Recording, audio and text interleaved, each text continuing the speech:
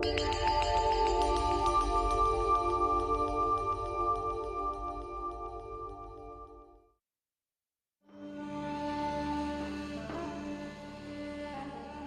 the 3rd century BC, the Emperor Asoka used military power to become one of the greatest rulers of ancient India.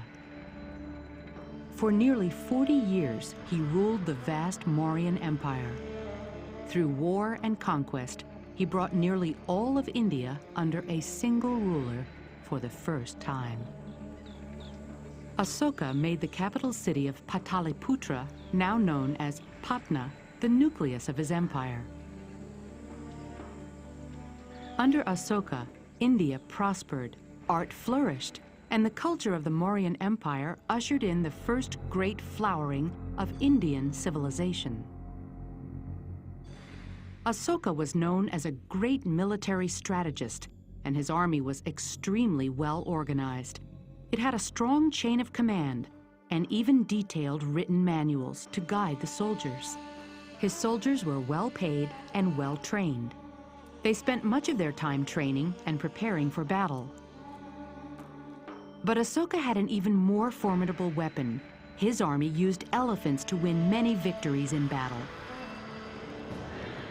With their very large bodies, elephants are able to do things during combat that are too difficult or dangerous for other forces, such as marching in front, destroying ramparts, gates, and towers, trampling the enemy's army, and causing terror. Other Indian armies during this time also used some elephants in combat, but Asoka had 9,000 of them, and they trained right alongside his soldiers. The infantry, cavalry, chariots, and elephants trained outside the city every day at sunrise, except on days of special astrological significance. Asoka led his last military campaign against the rich kingdom of Kalinga, located on the Bay of Bengal. Kalinga controlled the country's southern trade routes. This was Asoka's last remaining competition in India.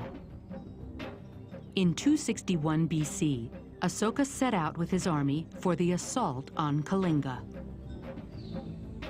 A well-planned system of roads crossed the empire and helped soldiers and civilians alike get around. Over the years, Asoka had lined this primitive highway with ponds and wells. Without them, his traveling armies would have perished within days. A general took the lead, then the emperor himself, flanked by his bodyguards. Behind him marched thousands of elephants, horses, oxen, and soldiers. After them came the part-time militia and craftsmen, then the companies of allies and mercenaries. Behind them, finally, rolled thousands of wagons and beasts of burden, loaded with equipment and food for the enormous army. Engineers and laborers forged ahead, repairing boats and bridges and preparing fords before the army arrived. Sometimes the elephants formed a living bridge. After marching hundreds of miles, the Mauryan army entered the kingdom of Kalinga. At the front line stood Asoka's elite, the mounted archers. Each war elephant carried 3 fighting men. 2 shot from the side and 1 from behind. A 4th man guided the animal. Against so many war elephants, the Kalingans were outmatched. Some got tossed in the air, others crushed underfoot. The rest panicked and ran. With its army beaten, Kalinga soon surrendered.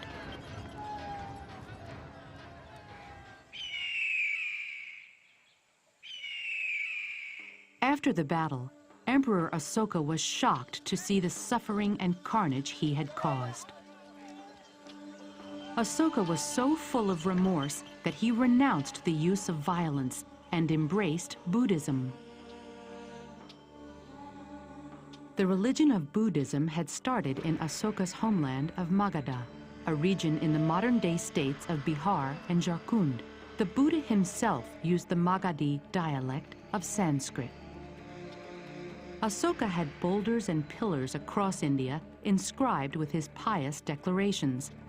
He asserted his belief in ahimsa, or nonviolence.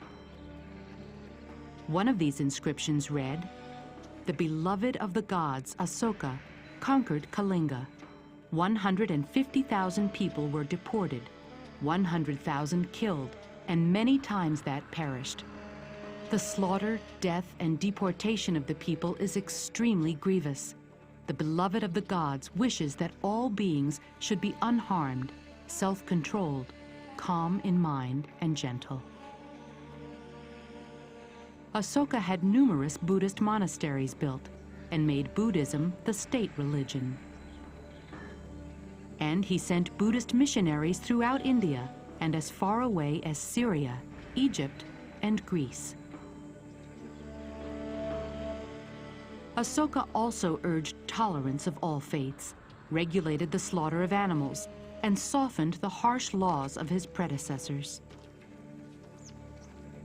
When he died around 232 BC, his empire collapsed into chaotic fighting between rivals. But Asoka had led one of India's greatest cultural and religious revolutions. And although in India, Buddhism would eventually become only a minor religion, Asoka's support helped the religion spread and survive in other regions of the world, where it lives on today.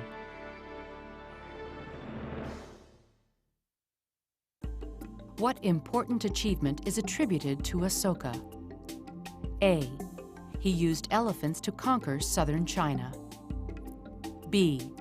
He crushed dissent with his secret police. C. He converted to Buddhism and built great temples. D. He spread Hinduism throughout all of India. What attitude dominated Asoka's policies after he defeated Kalinga? A. A desire to conquer many more lands. B. A desire to spread democracy.